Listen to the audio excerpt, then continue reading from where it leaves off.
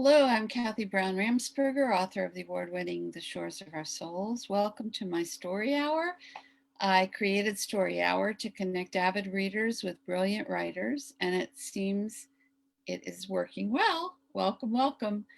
Today, it's my distinct pleasure to welcome the author of many novels, and her newest novel is called Missing Piece, P-E-A-C-E.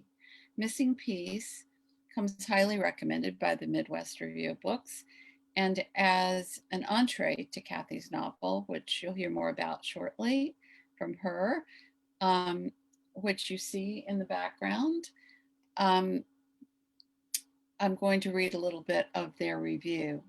It tells you a lot about the book. Janie McKay never expected to be the target of terrorists, not in her staid life in a small town in Iowa, but when her soldier brother finds a strange rosary during his military service in Iraq, it sets off a global conflict and her world is changed. And how it's changed results in Missing Piece, a powerful thriller about family life and belief. Centered by her religion, her family, and her love for her brother's best friend, Janie has never experienced personal threat and faith challenging circumstances on this level. As the fatwa against her world continues to change her views and challenges her ability to survive, tests of faith and love stream through this story of a woman whose seemingly innocuous choices change everything. So it's a blend of thriller and personal struggles, and it's very well balanced. Readers who choose Missing Piece for its global thriller components will be well satisfied with its action and twists and turns. I know I was, and this reviewer at Midwest Review Books was too. While others who turn to the story because of its insights on faith and family transitions will be equally impressed by her character development and moral and ethical solutions. This dynamic creates an absorbing, winning story that proves hard to put down. Missing Piece is highly recommended for readers of faith-based stories, and I would say anybody who likes an inspirational story about uniting of cultures and spirituality and global connection, who look for a blend of action and emotional enlightenment. So thank you so much, Kathy, for being here today. Thank you for having me. I'm really excited that you're here, and you deserve all the kudos that Missing Piece is receiving. You've written a complex yet compelling and fast-paced novel. It's full of the pathos of war and terrorism, um, as well as loss and grief and healing from it, uh, from the power of love. And I just wanted to congratulate you. It shows how you have written many other things before this. So we talked a little bit before we started about what you'd call your novel.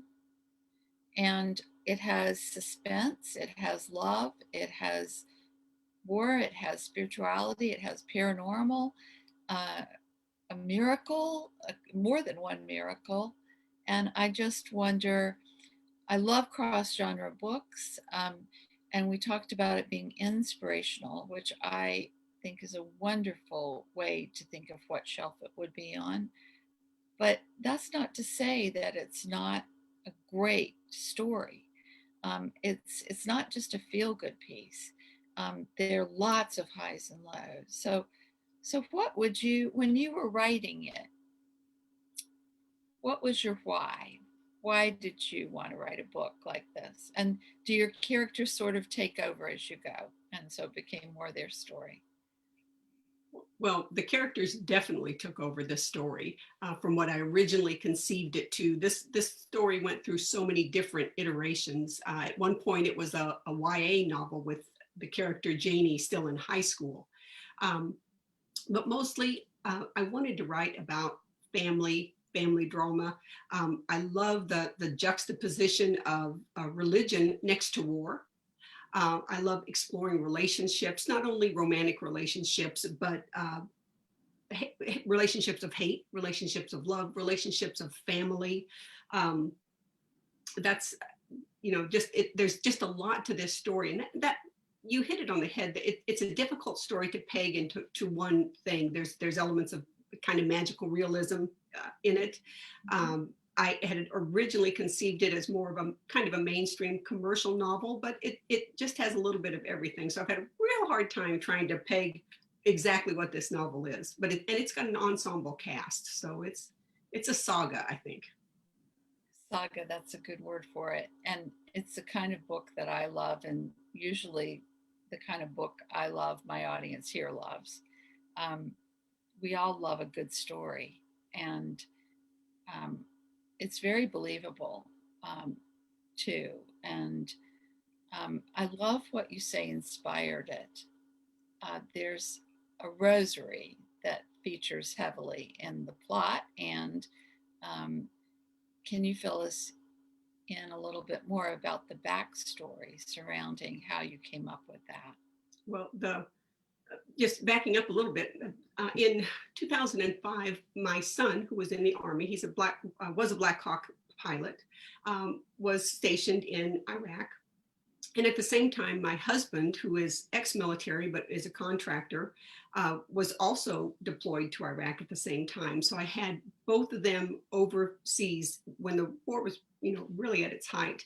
Um, both of them over there, and of course, I was just worried sick. I started having a lot of nightmares about them being over there, nightmares about war scenes and Thank stuff. you, by the way. I have a lot of friends whose sons and husbands and relatives have served, Mhm.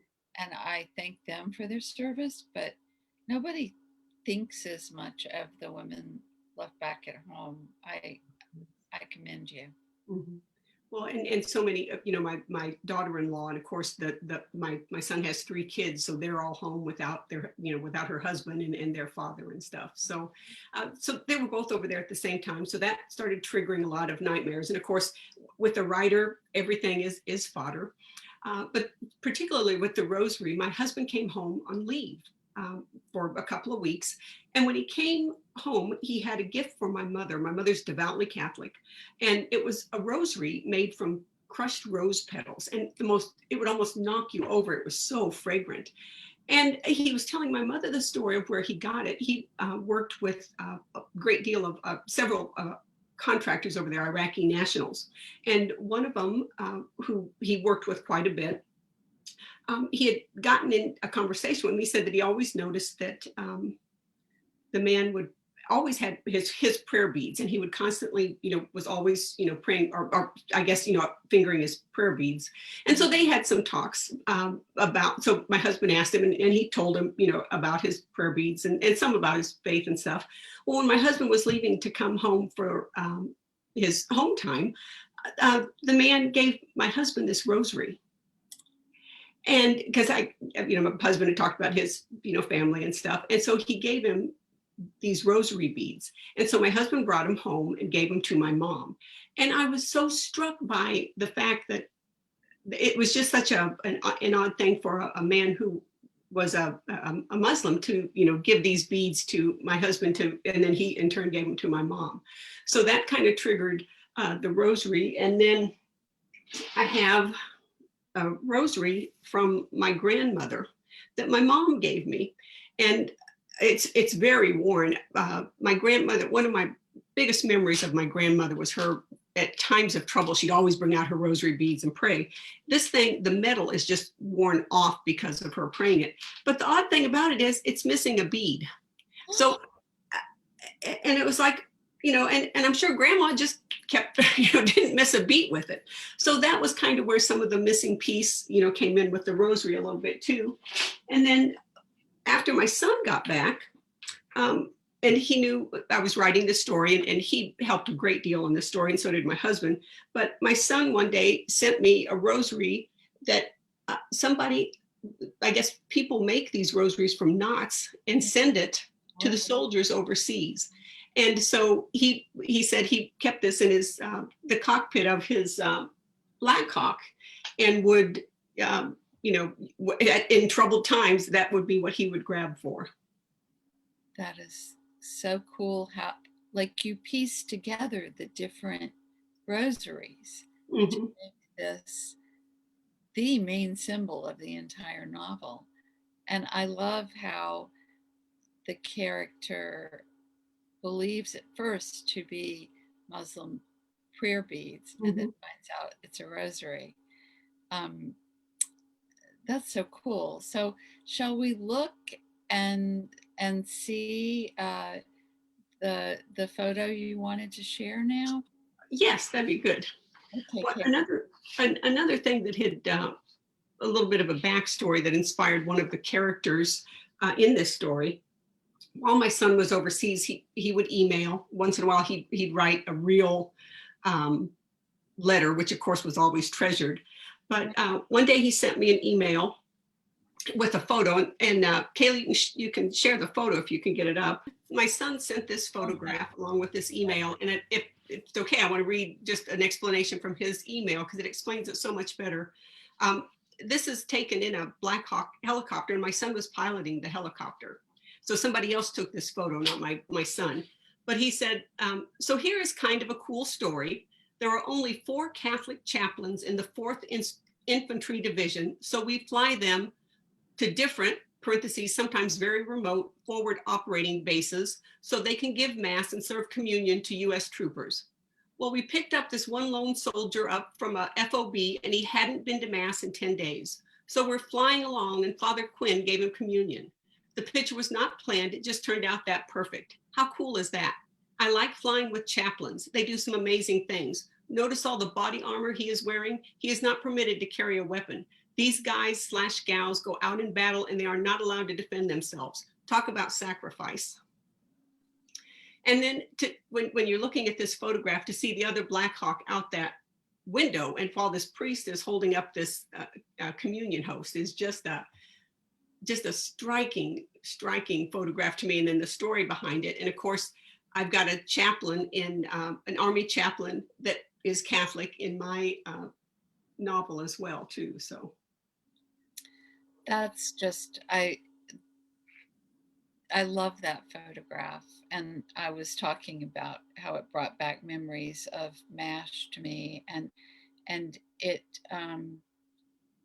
he has such a peaceful expression on his face, and I knew several chaplains, not during the second Iraq War, but the first Persian Gulf War, because I dealt with a lot of the chaplains and the people that provided messages between families who were over there, and they weren't allowed to have weapons either.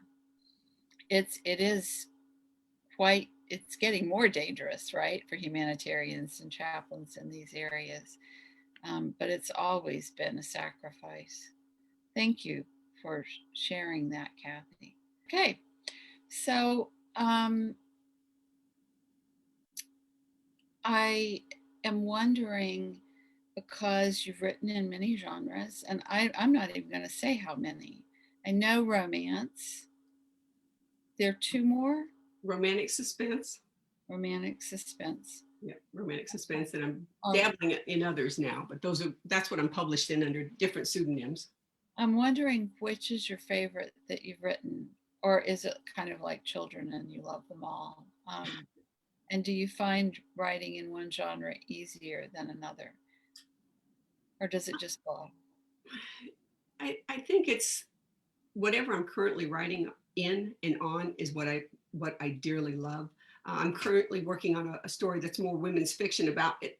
My stories are always about relationships. So whether it's a romantic relationship or whether it's a family relationship, I'm currently working on a story about 2 sisters and their relationship.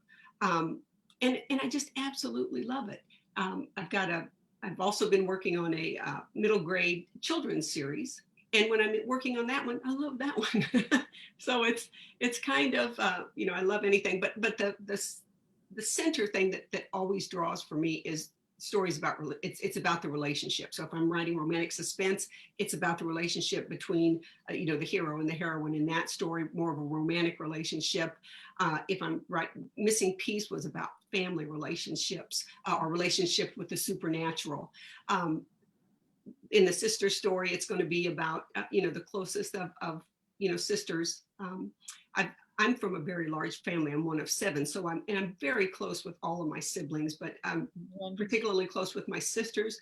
Um, Missing Piece explores the dynamic of sibling friendships, and I really tried to emphasize that because John and Janie have such a strong relationship. And I have a very strong relationship with all my brothers and sisters, but especially one of my brothers. We talk every week, and we giggle and we whisper and we share all of our secrets, and we can just tell each other anything. And it's a one of the dynamics that I tried to capture in the story. And you've got that history that nobody else knows. It's amazing having a sibling. I totally agree. I don't have a sister. That would be even more amazing. Um, Especially now that my parents are gone, I realize that he's the only one that knows me, like all of me, that's left. Because even people you meet in school, you've already developed a little bit more. It's a wonderful relationship. And the other part of it is that I can't imagine writing a book without the relationships because they drive the story forward for me, both as a writer and a reader.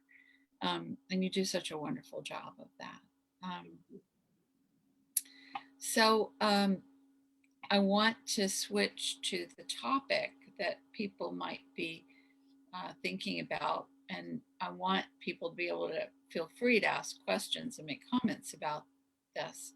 Um, about 10 years ago, when I started pitching Shores, I was at a writers' conference, and an agent said, not to me in particular, but to all of us, no more Arab terrorists.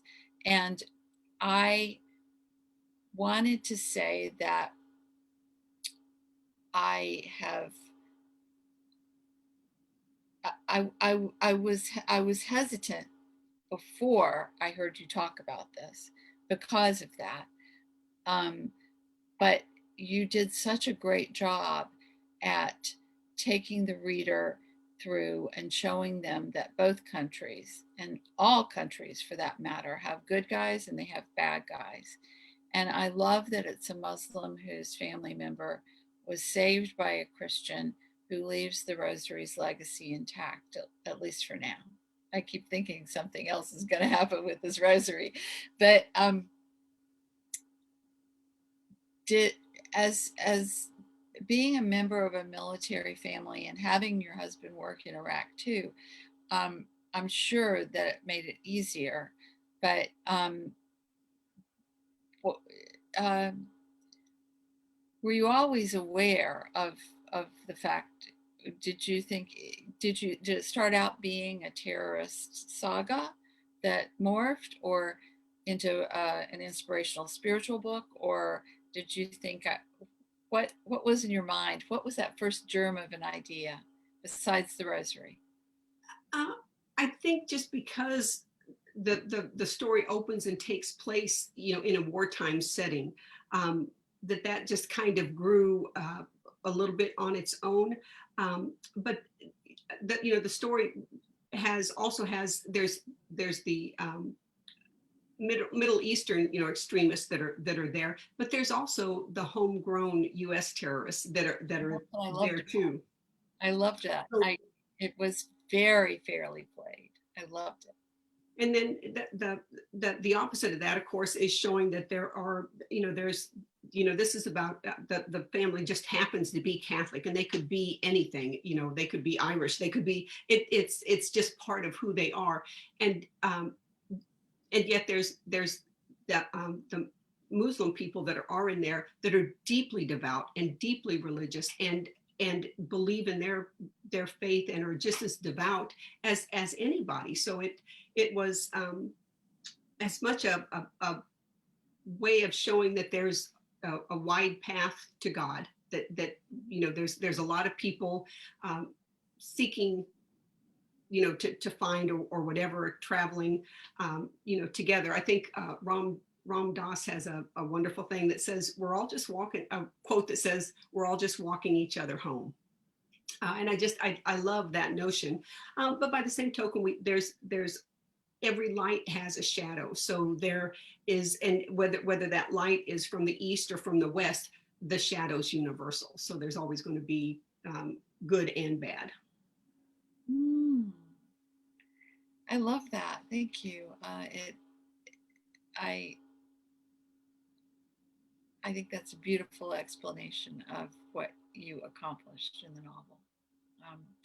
So, Kaylee, I think it might be time to ask if there's some questions. We've been stirring up a lot of questions. Yeah. Hi, everybody. So we have a few questions today. So we have a question from Noelle Puglisi, and she's asking, did you learn anything about yourself while writing Missing Piece? Oh, yes, I did. I learned that there's a greater need for tolerance and acceptance for other people. I learned that my beliefs are really they may be distinct to me, but somebody else's beliefs are just as distinct and important to them. So in learning to expand as a writer, this book challenged me so much to step outside into a different genre, to write larger, to really go deep within characters, to not be afraid to show tragedy. And how do we come out on the other side of tragedy, and really kind of forced me to look at how I view death and love. It really gives a beautiful portrayal of death without glossing over the grief that's involved and connected to it. Kaylee? Yes. Yeah, I'm processing all of that because it's interesting how much writing can be an introspective journey, even when it's not about yourself. So thank you for that. And our next question is from Tatiana Ramshoff, and she's asking why you write using a pseudonym. Have you seen my real last name? I've got a very long and very unusual last name. So I actually write under 3 pseudonyms, and I've always very purposely chosen shorter ones that are easier to spell and to remember. And also you can get them bigger on a cover, was what one of my editors told me one time, that keep it short and you can make it bigger. But it's mostly for the benefit of the reader. Also, part of the reason I have 3 different pseudonyms is because they're different genres. So what I've written is N.K. Holt. You couldn't read a Lauren Bach or a Kate Noble book and expect to see the same. That's interesting. It's wonderful for branding, I might add, so people know that if it is one pseudonym over another, that the book is going to be a certain way. Right.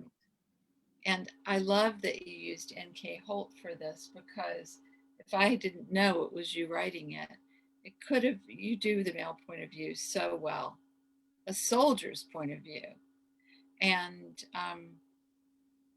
a priest. I mean, I could go on. There are many different points of view. And I think that men will enjoy this read as much as women will.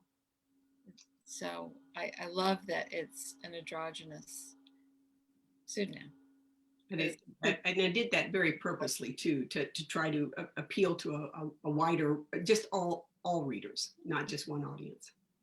Well, I think it worked. And I love your tip that the shorter the better. Better remember that one. I have a long last name too. Okay, any more, Kaylee? Yes, one actually came in while we were speaking, and we have one from Melinda J. Stevenson, and she is asking, what was the most fun part of the book for you to write? probably the funnest part undoubtedly was the romantic thread between Janie and Leighton. This unrequited love, would they get together? Wouldn't they get together? Janie just was such a spunky character. She was very fun to write. She was so young and yet was facing so many changes in her life, um, changes in her family. So she just helping her to navigate that and yet to be such a strong character and wondering the whole time, oh, will they get together or not? Is Leighton going to come, and be her man or anything? Don't want to give any. How do you talk about this without giving spoilers, Kathy? So tough. I do my best when I ask the questions, but let's just say you won't be disappointed in the ending, but it might not be what you think. So I wanted to say that my favorite, funnest part of the book in terms of the read were the magical realism and the flashbacks to a different time and place, let's say.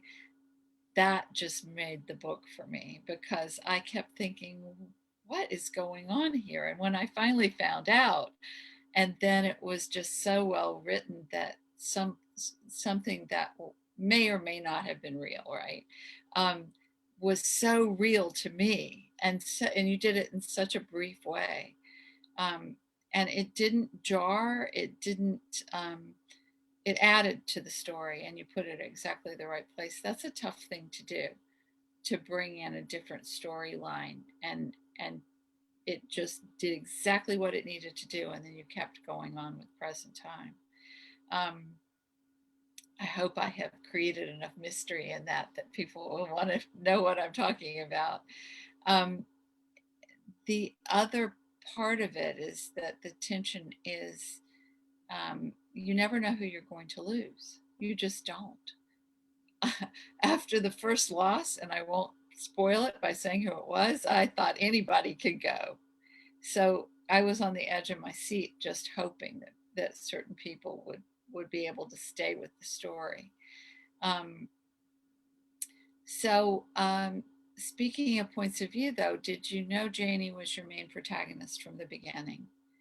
For a while, I thought it was her brother John. And John was probably the first character that came, but really as the story evolved, it became clear that it was Janie's story. It truly is an ensemble cast. As you know, there's a number of characters that they all intersect. They're not separate. But it was Janie's story of learning to grow and to accept. Um, Although I think that a lot of John's story ends up coming through the whole story as it is. So you find that he's an integral part to the story as well. It's true. It's true. We get to know him very well, um, through other people's eyes sometimes, through other people's points of view, other characters. Um, do you, do you find it easy and enjoyable to shift points of view? Do you just know which point of view a particular scene should be in? With this book, when I've written romantic suspense before, I've always had at least two points of view because I would have the heroine and the hero, and then sometimes go into when I was doing romantic suspense, go into the antagonist point of view. With this story, I think I've got 5 or 6 characters with a point of view and with a story arc. And that was I hadn't ever done that many before, and then trying to weave them in at the proper points. I ended up having massive spreadsheets with these points of views. I would plot the individual story transitions separately. So at one point, I was able to pull out like all of Father Nick's point of view or just Janie's point of view and be able to read those straight through and see, did the story still connect, and was her story arc completing and stuff. And they got shuffled, sometimes, but they just kind of fell into place. But I had to really kind of take them apart and look at them individually and see what was going to be this whole story arc for John. What was Janie's story arc going to be? What was Leighton's story arc going to be? What was Father Nick's story arc going to be? the antagonist, what was their story arc going to be, and dissect them and then put them back in together. That is really something. Thank you for describing that. Intricate work. Um, and I think I would have been pulling my hair out a few times, perhaps too, but maybe you didn't. Sounds complicated. Um, so, um, on to the messages of the novel. Do you believe we all come in to our lives or our stories, so to speak, like John did? Um, Many people in this novel had a mission, they had a purpose, and they knew it, and or they came to know it quite well in the novel as it progressed. Do you think that that's kind of what we all do, or some of us just sort of wander and something happens and we I think it's a mixed bag. I think some people come in with a purpose. I personally believe that we are so big that we whether you want to call them past lives or future lives or whatever, but we our soul or whatever exists. So whether we are following some kind of a story arc of our own that takes multiple tries at the life to fulfill it or something, so we're purposely coming in and going, no, this time I'm going to do it like this, or do we just come in and go, you know what, this life I'm going to just kind of roll with it a little bit, or do we stop and decide and make our purpose as we go? I truly believe that we can make meaning and purpose whatever we want in our life. But there are some people that just seem to be born with it. I think it just kind of varies. Of course, in the story, drama. When you're reading a story, drama is always bigger than life. Our characters are bigger than life. We as a reader, we have our everyday lives that roll and they're boring, or they have terrible times and stuff like believe that. that it's out when we write. When we pick up a novel, we want to get lost. And when you're trying to write a novel and you're doing it with words, it's got to be big. I had originally conceived this novel. I'd hoped to do it as a screenplay because it was a very visual story. And I had thought, oh, I'll write a screenplay. I don't write screenplays. I'm trying desperately to learn, but I am a novelist and I want to go along with my words and really delve into things. So that gave me a chance to really give these people big purposes. But I think for everybody else, I think it's what we make, or maybe we discover along the way. So I think it varies for everybody, because anybody that I talk to, nobody's got the answer. Nobody has the same thing. I talk with some people and they are just absolutely driven and they know what they're doing and they know why they're here. And then there's me. Sometimes I'm lost. And then there's other times that I am very driven and very purposeful. Eric Meisel, who writes a great deal on creativity and the art of writing and stuff, has a book where he talks about purpose and meaning. And basically, he says it's what we make it to be, that we can pick and choose it. It can or cannot be something big and magnificent, like you're going to save the world. Maybe it's as simple as you're going to make your family happy, or you're going to make yourself happy, or you're going to tell a great story. But one of his touchstones that he mentions in his process is that, can you go to bed at night and say, did I make myself proud?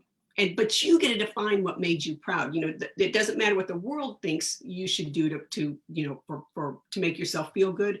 But at the end of the day, that you go to bed and go, did I make myself proud today? And so I try to ask myself that question at night, and that really ties back to my purpose as I define my purpose. Well, you certainly do know your purpose. That's for sure. I also, it's my belief that sometimes we think we don't know our purpose, but even a small thing that we do could change somebody else's life in a day.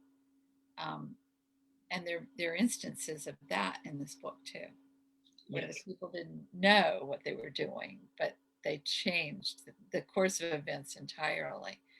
Um, so I'm going to go to my favorite line, because time is passing. It's from Leighton, and for everybody that hasn't read the novel, Leighton is both John's best friend, his military buddy, military brother, and he is Katie's love interest. And he says, dramatic events force us to pause and reflect. If John had been given the rosary under different circumstances, there wouldn't have been a story to catch everyone's attention. I just want to say what a beautiful statement that is about life and story and purpose and the power of timing. It wrapped up the book for me, and it was toward the end of the book. Do you have a favorite line or scene, and why, from this particular book, or from a book you love, for that matter? No, there's so many scenes that I loved in Missing Piece. That there's that one, and I don't have the exact quote in front of me. There's one near the end where there's a statement made that we find the missing piece, that everybody has a missing piece within themselves, and that we find that missing piece in the concept of God, however you define that to be. That was a very powerful statement for me. That one of my friends that I is a writing friend and stuff. I was trying to find some of my notes here. We were having a deep discussion at one time. She said that my story is about the ineffability of hope. That it's about hope overcoming fear, because we all desire to have hope. Hope is real, but our fear is that it's not real. So we find ourselves in the pieces of each other, and I really love that concept. Probably I don't have a favorite line. Probably one of my favorite characters was Leighton, who comes from. He's kind of the opposite of where the McKay family is, because he comes. They are such a strong, close-knit family, and here he comes from the total opposite. He's doesn't have the same level of faith that this family has been brought up in.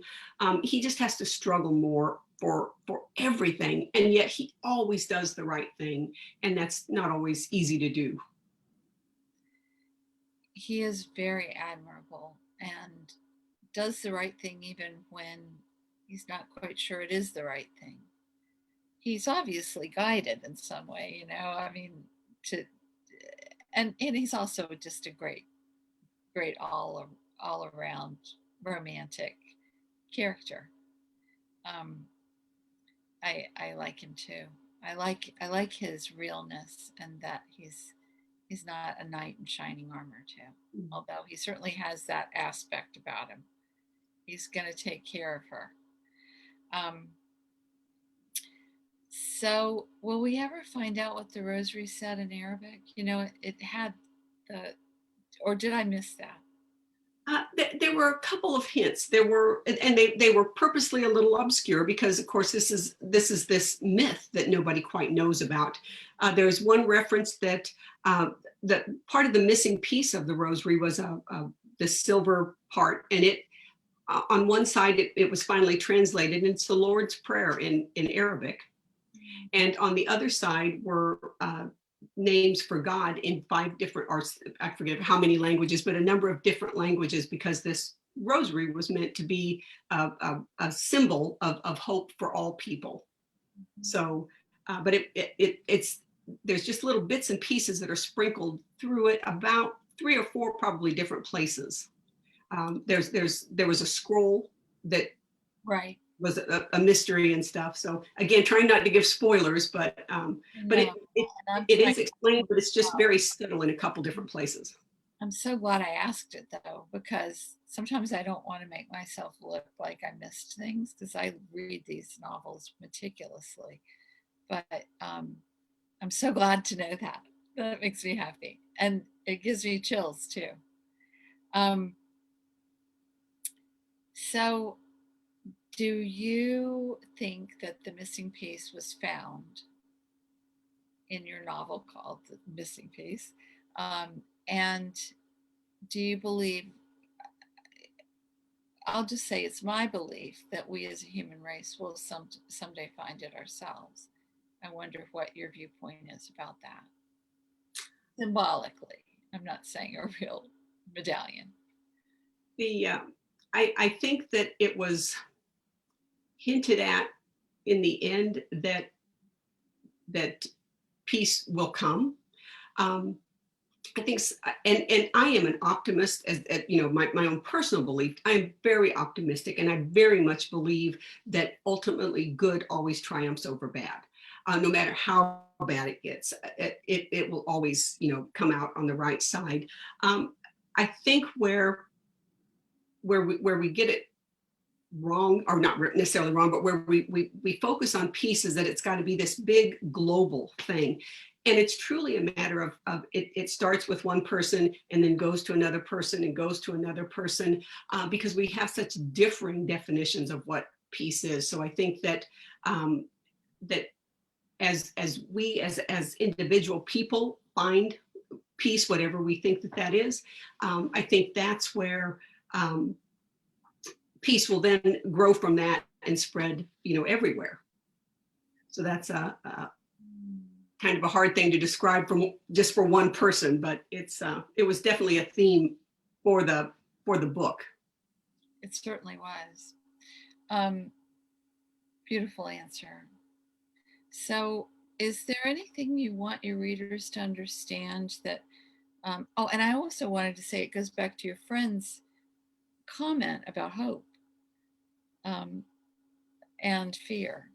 Um, so, is there anything that I know I was interviewed about 2 months ago, and the interviewer said, "What aren't what do you want your readers to know about this book that maybe you don't think they know?" And I just wonder if there's anything that you want to spend a couple minutes saying, or it's a very straightforward book. It's complex, but it's straightforward. So it may be that you feel like they're getting it all. Um, but I wanted to give you the opportunity because I was so grateful to have it myself in that interview. That's I don't I want people to come away from the story entertained and at the same time hopeful, because that I think that's the biggest theme that this story is about. It's about hope. It's about hope overcoming fear, um, and I think if we can, that you know, all the characters go on their own character arc, and I think all of us as individuals go on our own character arcs as well. You know, Janie was everyone I love dies, to love anyway, because love without, or life without love is death. Um, Leighton is I'm not worthy, to we're all worthy. Everybody's worthy. You know, John was going through, you know, what's the point? Why bother? To one man can make a difference. Um, there's deeper themes, you know, God's not real. What if he is? Or what if I can't find God? To we find God together, you know, kind of a thing. So it's really, but without, you know, hitting on anybody's particular religion. So there's just so many notes of hope that I hope that people read with this story, even as there's moments of true grief and tragedy in the story, that ultimately the good, the love, the hope prevails. And I think that's what I hope people take away from it. And you've got hope in your last name too. Oh, that's right. um, Thank you so much. Thank you for the beautiful book, Kathy, and thank you for the the answers to some of my questions and some of the audience's questions. We're going to give them another chance before we sign off, um, and let's do it now. Sure. All right. So we have two more questions, and this one comes from Tatiana Ramsoff, and she's wondering, did you ever go on any literary trips?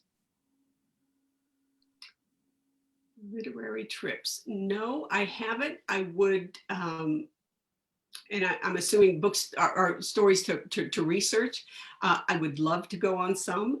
Of course, right now, here we are in the middle of a pandemic, and you can't, do any kind of travel. And I'm not sure whether she means trips as research or book related things. Unfortunately, I haven't been able to do either one. But with this shutdown that we're all going through, it's high on my list as soon as we get the all clear. Ooh, me too. Yeah.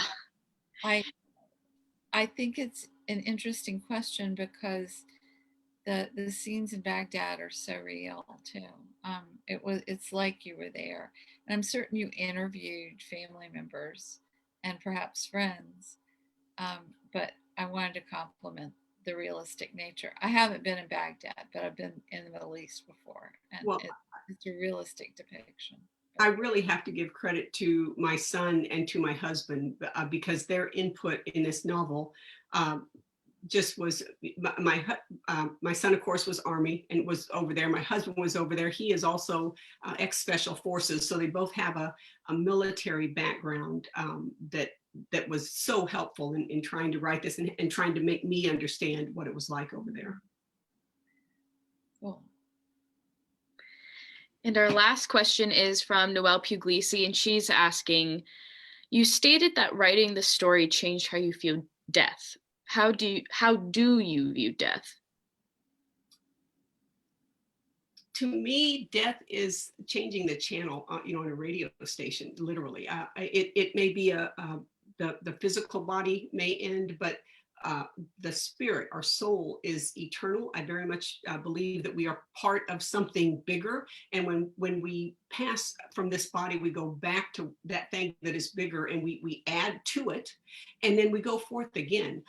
So I do not view death as an ending at all. I view death as this point of you go back in and you download everything, all this fantastic stuff that we learned through living this life, and learn how to translate it into a better life, and then to go back, at it again. So I think that we truly go on and on and on, or at least that's my plan anyway. Thank you, everybody, for your questions and comments. And thank you, Kathy. Before we find out what's next for you, though, I'm going to share my. Hold on. Can you see me? All right, good. I'm going to share my teabag wisdom that no one can read, so I shall read it. When the dawn of simplicity comes in life, complications leave. And it's a little mysterious because I don't know you as well as some of the other authors I interview, Kathy. But I think that what you've done with this novel is take a lot of complex challenges the world is facing, and a complex plot, a complex character arc, and make it very clear. So you might find some other meaning to it, but I think it's a compliment to your novel. So thank you. Thank you very much. That means a lot. I appreciate it. So, what is next for you? What do you think you're going to publish next? And where can your readers find you and your books? I've got two websites, bodaciouswords.com, and that is mainly for romantic suspense that I've previously published. And of course, my website, mkholt.com. I am on Twitter as Kathy Hopzapfel. I've got Facebook pages. As far as what I'm working on now, I am currently working on a women's fiction book I mentioned about two sisters. I've got a middle grade series that I've got first drafted that I want to get back to. And also there is supposed to be a sequel to Missing Piece. So I'm working on plotting that one out. So I've got more on my plate than then I've got time to write right now. So Do you switch from one book to another and back again? I'm in the middle of that myself. That's why I'm asking. Or yes, do you? yeah, I do. If I could turn my camera around, you'd see on the back wall behind us, I've got um, storyboards posted up on the wall for one story. And then I've got another place over here set up for another story. So I can literally change places. And that kind of helps my mind shut off between one story and another story. So I like that because especially if I hit a wall with one story, I can stop and jump onto something else. And of course, the minute I jump onto something else, it's like, ooh, gotta go run back to that other story because you got a good idea now. So. I know they call you, don't they? Oh, yes. Yep. Well, thank you, Kathy. Thank everybody for joining us. And this will remain on Facebook and will also be available on YouTube on my Story Hour channel there next week. Next Thursday at this time, I'll be over at Ground One Coaching, my Facebook page for Ground One Coaching, chatting with intuitive coach Jenny Hughes. You can join us over there. And next third Thursday, which will be March, I'll be featuring a very dear friend and Hollins University writing buddy and a renowned writer and professor in just about every genre, Catherine Hankla. Please send me any questions you'd like to ask, either by message or on my Facebook page, because I'll be presenting the interview recorded because of a class conflict. She's teaching every Thursday at 4 p.m., or else she'd be here live. So we're going to record it especially for you guys. And she's certainly going to answer your questions either live with me, or if they come up after you watch it, she'll answer your questions on the Facebook page. So thanks again.